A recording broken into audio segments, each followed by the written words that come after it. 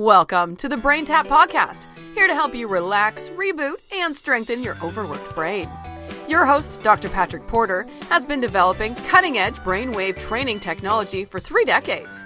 He's been featured in national publications such as the Wall Street Journal, Business Week, and Inc. magazine, as well as major television networks such as NBC, CBS, and the Discovery Channel.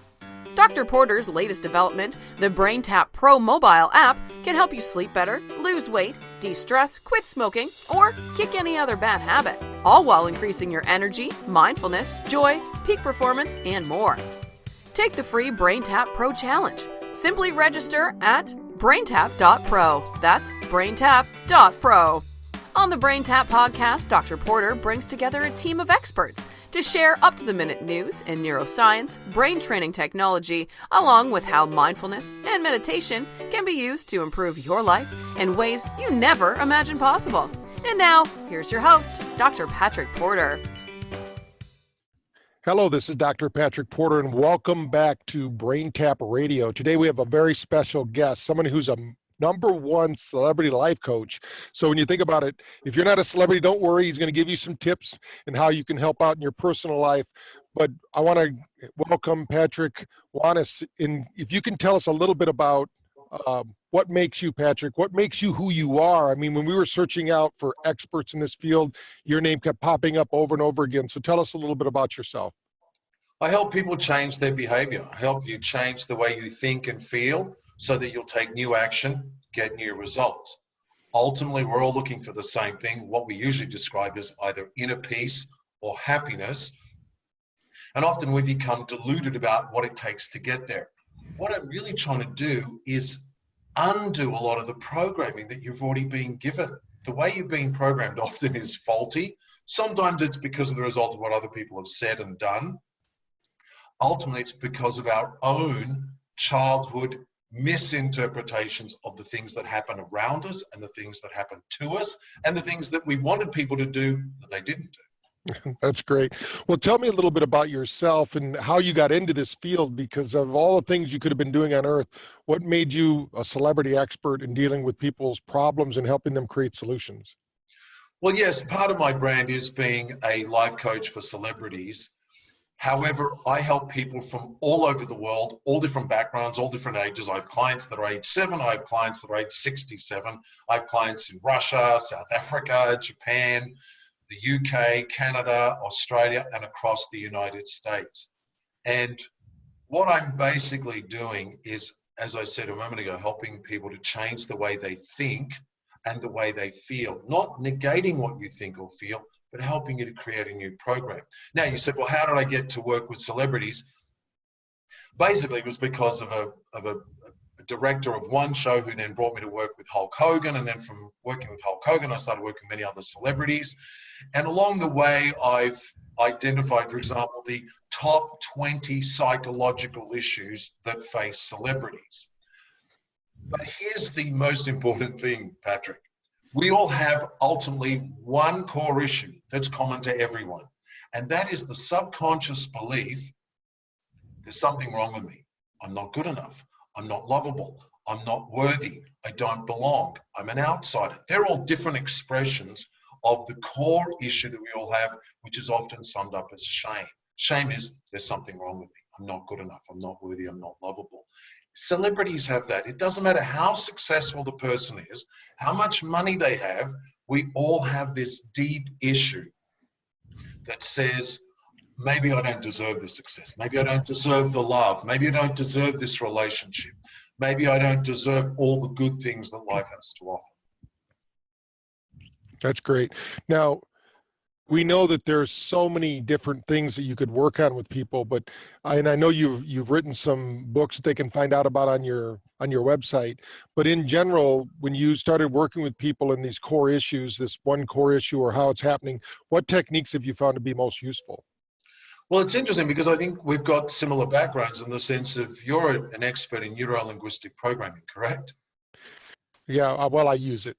I Yes. won't call myself an expert. I'll let other people say that if they get Okay. Well, I've just said it for you. Okay, thank you. My background does include NLP, hypnotherapy, and various studies in health psychology and human behavior. Along the way, I developed this technique, which I now use with anyone, anywhere around the world, over the phone. In fact, I don't even use Skype because the visual's not important. The technique is a blend of therapies, of NLP, Gestalt, cognitive behavioral therapy, DBT, NLP, etc., putting them all together to basically ask a very simple question. What is it you want that you don't yet have? And even if you say to me it's money, I'll often say to you, well, what does that money mean? For example, I have a new client who just said to me yesterday, when I said, what is it you want that you don't yet have? She said, I want to get a job in this specific field. When I continue asking the right questions, we come up with a core belief that she ultimately stopped living her life and gave up on life when her grandmother died when she was very young. She changed who she is. She started punishing herself and saying, maybe I don't deserve to be doing all these great things because my grandmother's gone and I want to love my grandmother. I want to honor my grandmother. Therefore, I'm going to make sure I suffer. I'm not going to enjoy life. So now we've established that's the core issue. Now, in her case, we know exactly when it occurred. It occurred with the death of her grandmother. With another client, it might be something that happened at age 6, at age 7, at age 10. Then I say to you, with your eyes closed, when you think back to that old memory, what do you see? What's the image in your mind? We all have an image. So today, another new client said to me, I see myself in the kitchen. I'm age 14. I'm cooking and cleaning. I'm taking care of my 9-year-old brother.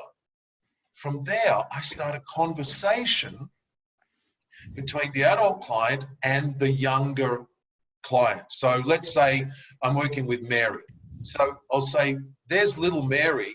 If you look, can you imagine going up to little Mary? Can you imagine connecting with her? When you look in the eyes of little Mary, what do you see and feel? Then the client proceeds to describe the emotions that she experienced as a child, which she's not consciously aware of.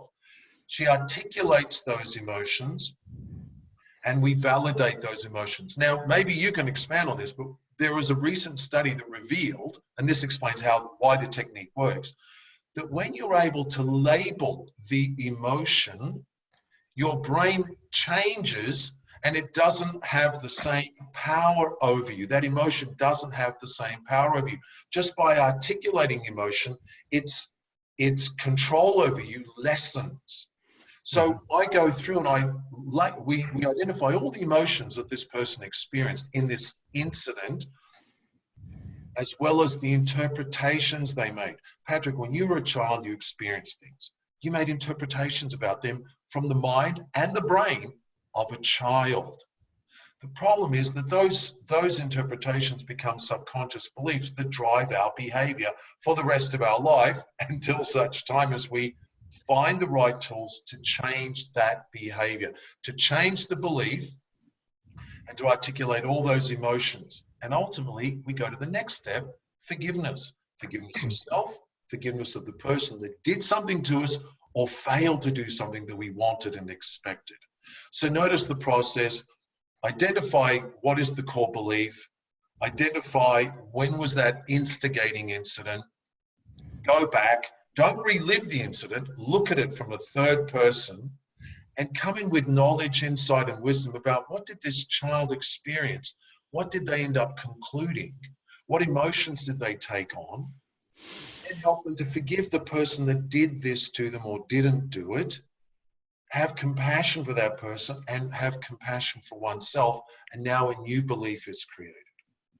Is that Yes. self-explanatory? Yes. When you find this happening with people over and over again, what is the long-term benefit to one of your patients, let's say your clients, that you're dealing with?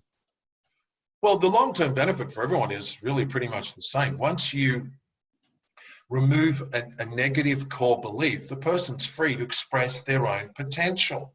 So if I'm able to remove this belief, there's something wrong with me, I'm not worthy, suddenly I'm going to now live my life in a different way. I'm going to interact differently with everyone around me.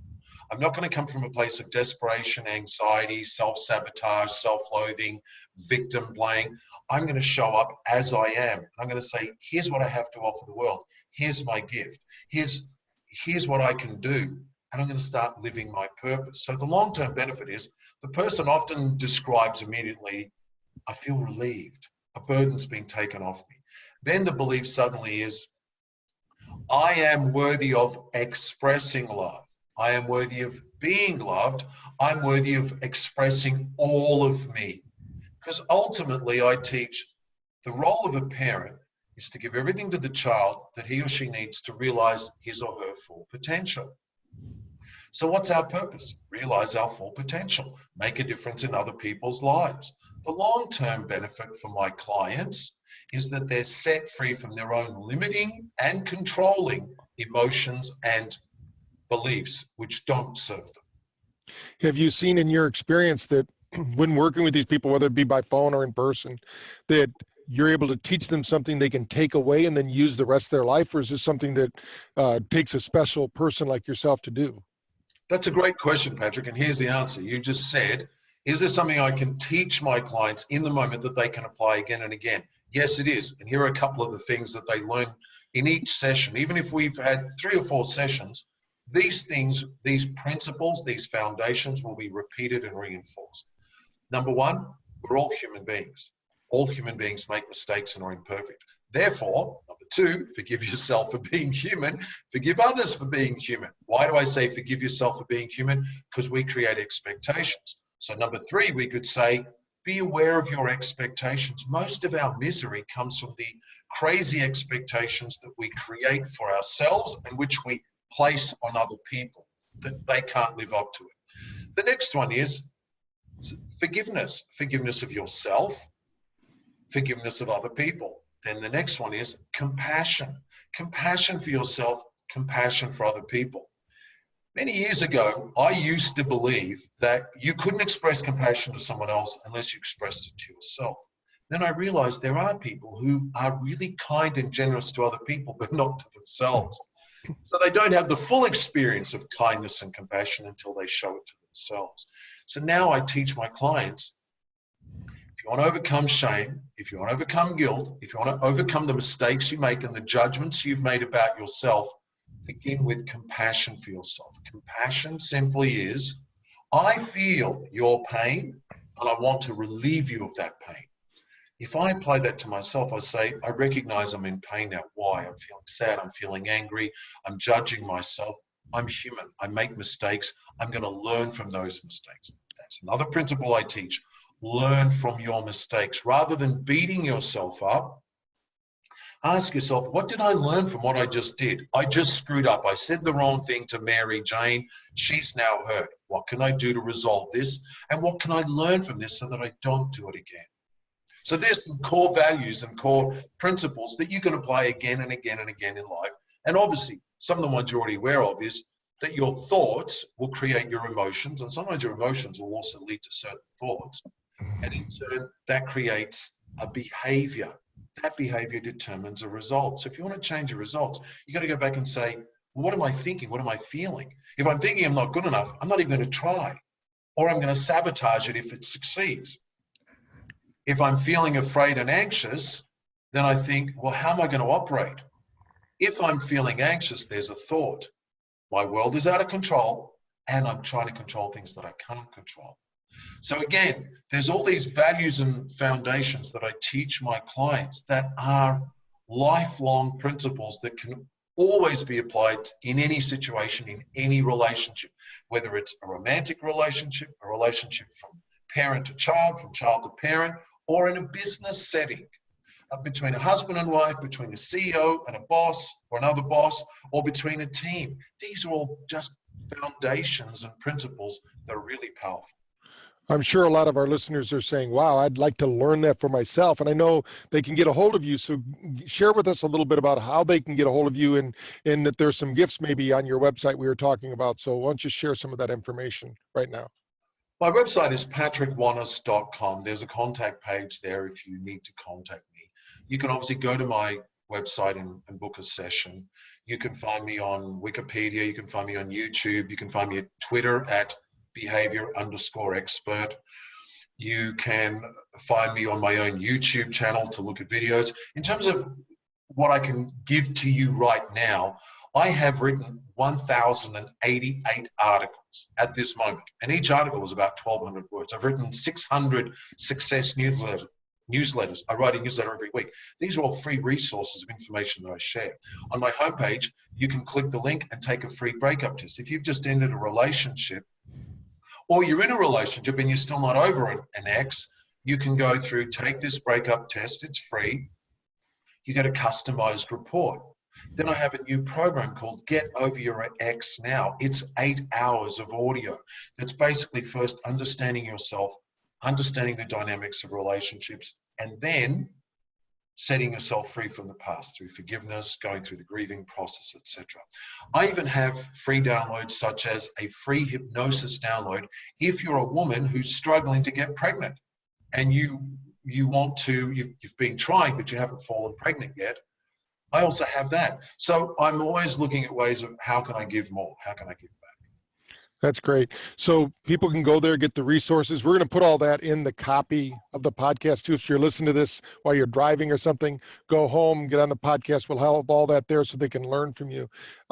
Patrick, tell me a little bit, with all your experience in learning and putting all this together, what's one or two of your favorite pieces of advice that you got along the way that helped you to kind of be who you are today? Advices that I got from other people? Yes. Mm-hmm. There's one that stands out in my mind that's very interesting. And I was around 26, 27. I was traveling through Europe. I was in Paris. I was at Versailles, the famous Versailles, sitting at the gardens. Next to me was a man who was around 65 years of age, started a conversation with me. And he said in French, "Vivre au jour le jour," which literally means live from day to day. And that's interesting because that fits in with even the teachings of Buddhism about being in the present moment and mindfulness. Being in the present moment and mindfulness means all of my senses are here right now with you. I'm listening, I'm watching, I'm thinking, I'm feeling, and if you're close and we can even touch, then I'm also connecting through physical touch, or there's even an aroma of our connection. And the point of that is that when trying to help people, for example, to break away from anxiety, I teach them, come back to the present moment. Where are you now? Can you feel the ground beneath your feet? Can you feel your breath moving through your body? So again, it's about you enjoying life and living life to its fullest is using all of your senses in this moment right now. That's why children feel so happy and alive, because they're fully immersed in what they're doing in that moment. And mindfulness is the same thing, that if I'm eating, I'm not looking at the phone and going, blah, blah, blah, blah, blah. I'm actually enjoying the taste of the food, the smell of the food, the texture of the food. If I'm with you, all of my attention is given to you. And there was just another scientific study released about the brain showing that people are actually happier when they engage all of their senses in what they're doing right now. Doesn't matter what it is. Just engaging all of your senses in the present moment, at the task at hand, gives you greater happiness and greater satisfaction than trying to do 5 things at once. So that's one of the things, is about being present, being mindful, enjoying life. Another one that I teach almost every client, one way or another, is gratitude. And I don't even know who actually taught me this, but I've learned it along the way. Be grateful for what you have. Why? Because if you're always focusing on what you don't have, you'll always feel empty inside and nothing will ever be enough. So I teach, wake up in the morning and the first things you should be saying, not should be, but I suggest and recommend and encourage, I'm grateful for. Now you might use the word, I'm blessed. I'm blessed I live in front of the ocean. I'm blessed that the sun's shining this morning. I'm blessed that I can breathe. I'm blessed that I can walk. I'm blessed that I can breathe in the fresh air. I'm blessed that I can hear. I'm blessed that I can see. I'm blessed that I have an apartment. I'm blessed that I have food. This changes the way we look at life, because now I'm approaching the rest of the day with a sense of feeling good, feeling strong, feeling thankful and grateful for what I have. Now, if you want me to share one more, would you like me to share one more? Yeah, go for it. I talked about gratitude.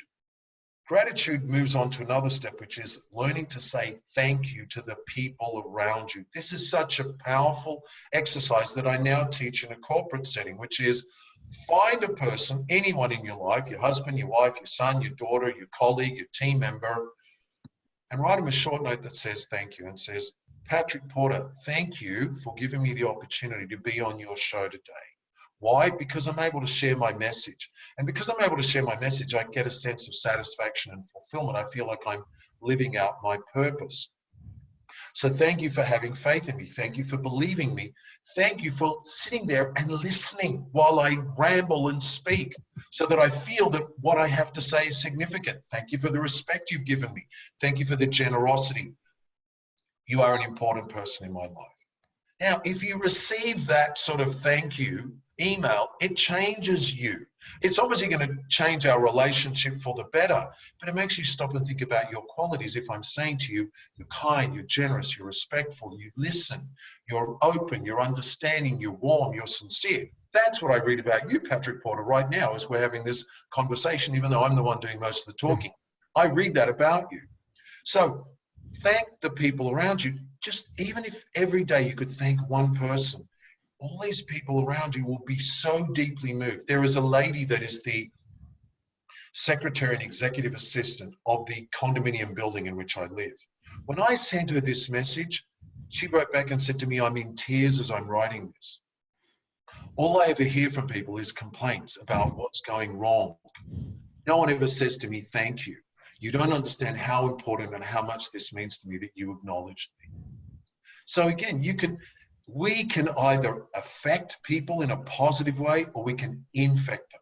What do you want to do? How do you want to impact other people? And if you want me to share one more, I would say focus on living your purpose. Get in touch with your passion and live that passion, because when you're living your passion, it comes to you so easily. The things that I find easily are the things that I know to be my passion, whether it's sharing the information I'm sharing now, helping people, making a difference, my special therapy technique that I call SRTT, Subconscious Rapid Transformation Technique, or even when I'm dancing. Those things that feel so natural to you are your passion and they're part of your purpose.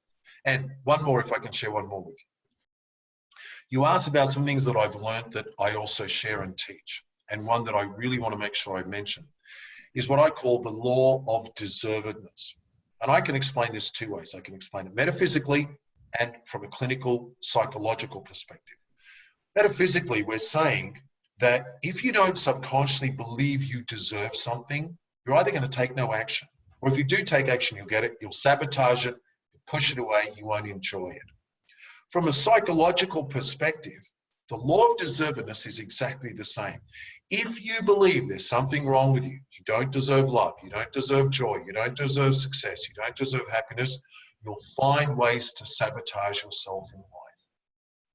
Many, many, many years ago, I was dating a girl who then said to me, no one's ever treated me 1/8 as well as you do. And I said, what's wrong with that? She said, I don't know what to do with it. Because she didn't believe she deserved to be loved, she wanted to sabotage it and push it away. She said, I'm not even accustomed to it. I feel more uncomfortable being treated well than being treated poorly. So I say to people, get in touch with what is your level of deservedness? What do you subconsciously believe you deserve? If you think there's something wrong, if you think you're not good enough, if you think you don't belong, if you think you're an outsider, if you think you're stupid, you're not going to enjoy life. You're not going to live life to its fullest. You're not going to take risks. You're not going to follow your purpose and your passion. So that's another thing I teach, the law of deservedness. You're only going to get what you subconsciously feel and believe you deserve. If you get more than what you feel and believe you deserve, you'll sabotage it, push it away, or you simply won't enjoy it. So ultimately, every session I do with a client is about changing their level of deservedness, removing those subconscious beliefs of there's something wrong with me, I'm not good enough, I don't deserve love, I don't deserve the best. That's the real core of what I do. That's great. Now, remember, if you want to learn more from Patrick, go to Patrick Wanis, WANIS.com, Patrick before that, and you can find out more about Patrick. This has been incredible. I think people have really learned a lot, and you've shared your insights. But with everything you've told us, what question have I forgot to ask you that you want to share with our listeners? Is there a question? I think the question always that everyone asks is, what else can I do to be happy? And I would summarize it with forgive yourself, forgive others, learn to love and accept yourself, love and accept others, Adjust your expectations of life. Make sure that they're realistic. Don't expect people to be perfect. They won't. And accept that we're all human beings. We all make mistakes. And you deserve the best in life. There's nothing wrong with you. That's great. I want to thank you, Patrick, for being a guest on the radio show. This has been wonderful. And those people out there listening, please go research Patrick. Find out. I mean, you spent all those hours writing. Let's get some people reading it, some more people. Let's get out there and get learning about Patrick. If you don't know who he is, share it with your family members, your friends. Everybody needs help in relationships, and everyone needs to the point you're making are so valid. I mean, I think if anybody is really honest with themselves, they're resonating with and saying yes, they're or amen, whatever they want to say, just so let's get out there, let's learn, let's grow. And I appreciate that you're sharing this with our listeners at BrainTap Radio. And as we kind of flesh things out here and we continue to learn and grow, I'd love to have you back on again, maybe talk about one of these specific things that you do, because you have so many.